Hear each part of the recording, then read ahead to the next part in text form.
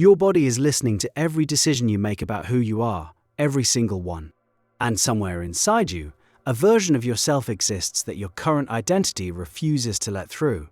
The people who experience spontaneous remission, the ones medicine still struggles to explain, discovered this the hard way. By the end of this, you'll understand what they did differently and why it had almost nothing to do with treatment.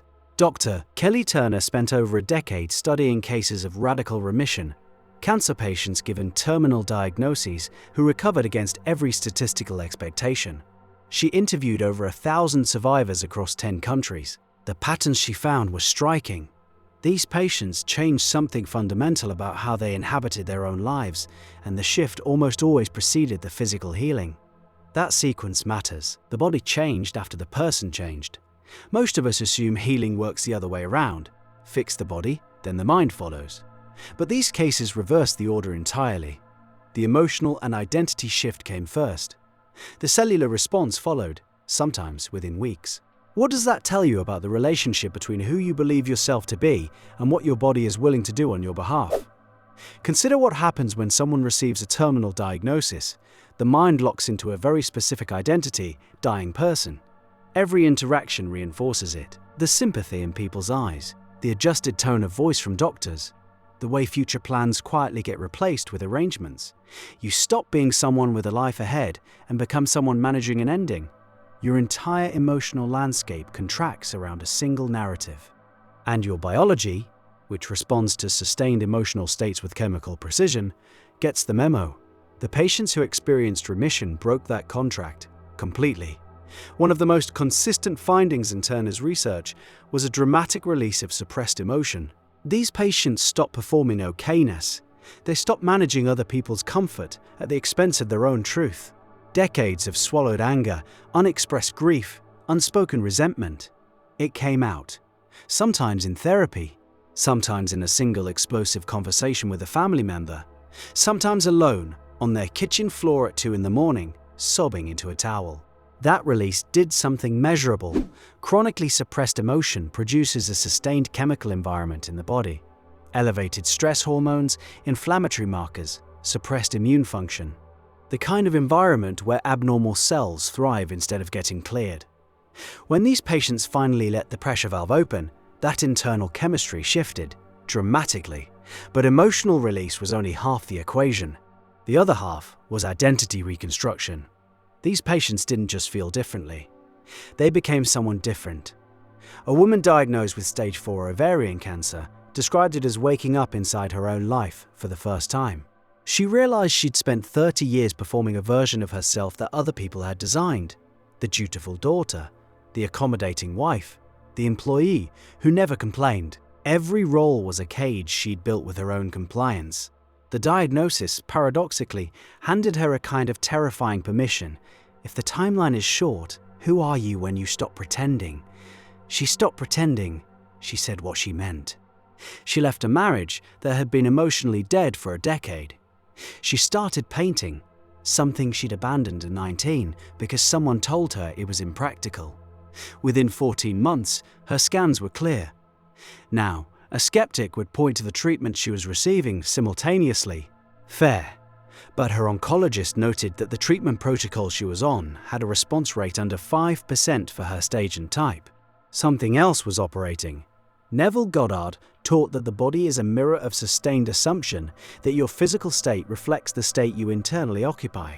The people who recovered from terminal illness seemed to confirm this principle through lived experience. They assumed a new identity. They occupied it so fully that their biology reorganized around it. This is where most people misunderstand what assumption means.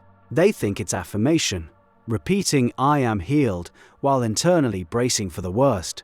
That split, the words pointing one direction, the feeling pointing another, produces nothing. The patients who healed didn't just say new things. They felt new things. They inhabited a different emotional world. Their laughter changed.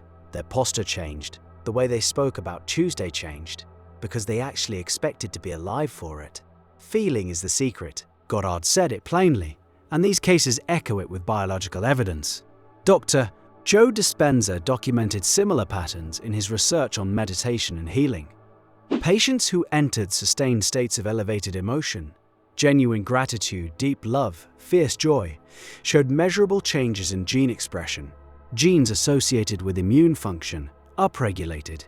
Genes associated with disease progression, downregulated. The body was reading the emotional shift as a new set of instructions. You felt this on a small scale yourself. Think about the last time you fell in love, or landed a creative project that lit you up, or had a week where everything just clicked. Your energy changed, your sleep improved, that persistent back pain quieted down. You probably chalked it up to coincidence. It was correspondence. Your body was responding to a new emotional operating system. The question that should keep you up tonight: what emotional operating system are you running right now? Because the same mechanism that healed those patients is active in you at this moment. Your sustained emotional state is writing chemical instructions your cells are following. If you've spent the last 3 years in quiet resignation, tolerating a life that doesn't fit, suppressing what you actually feel, performing a version of yourself that someone else authored, your body has been receiving those instructions with the same fidelity as any prescription. The patients who healed shared another trait Turner identified. They took back authorship of their own lives. They stopped deferring to external authority about what was possible for them. When a doctor said 6 months, they heard it and then chose a different narrative.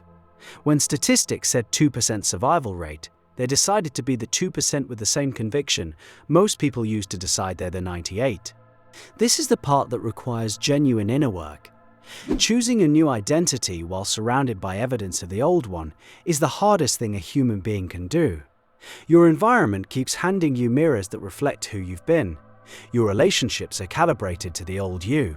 Your own thoughts are patterned by years of repetition. Swimming against that current demands sustained, daily, sometimes hourly effort. A mental diet, Goddard's term for disciplined management of your inner conversation, becomes survival equipment. You catch the death thought mid-sentence. You feel the fear rise, and you choose, consciously, to redirect your attention toward the version of reality where you're whole. You do this 400 times a day. It's exhausting. It works. One detail from the remission research haunts me. Several patients described a moment, a single identifiable moment, where they made an internal decision so total that everything after it felt different. One man called it the click. A woman described it as the moment I stopped negotiating with the diagnosis. Another said, "I just decided I was going to live, and I meant it the way you mean it when you decide to breathe." That level of decision is rare because it requires the complete collapse of an old identity. You can't negotiate with a terminal diagnosis from inside the identity of a terminal patient. The decision to live, truly cellularly with your whole being, requires you to become someone for whom that diagnosis is a temporary misunderstanding, a chapter that already ended. The mystics have always known this. Healing follows identity. The body obeys the self-concept the way water obeys gravity, with absolute impersonal consistency. The body doesn't care whether your self-concept is accurate by external standards. It responds to what you feel yourself to be with chemical obedience. So the real question embedded in every case of spontaneous remission is aimed directly at you. What identity is your body currently obeying? What emotional state have you been marinating in so long that it's become invisible to you? Like the hum of a refrigerator you stopped hearing years ago. You don't need a terminal diagnosis to undergo the same transformation these patients experienced. You need the same willingness to let an old self die, the self that tolerates, the self that performs, the self that agreed to shrink so others could feel comfortable. That version of you has been writing your body's instructions for years. Fire the author. Pick up the pen yourself. The cells are waiting for new orders, and they'll follow whoever is brave enough to give them.